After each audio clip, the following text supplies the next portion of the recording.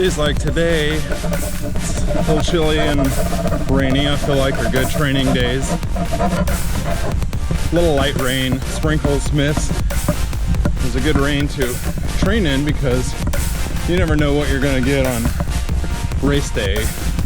You sign up for a 5K or a half marathon or whatever it might be. This is good practice.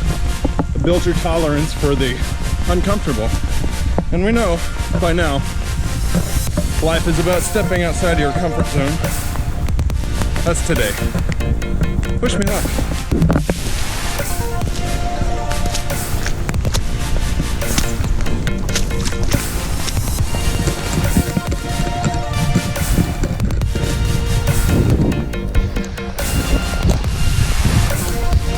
Cold, wet, and rainy.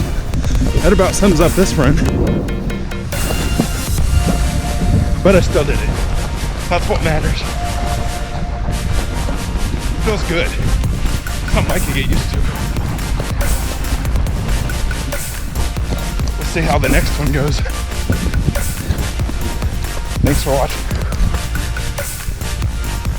One thing I wanted to add. A good friend once told me, run through a sprinkler every chance you get.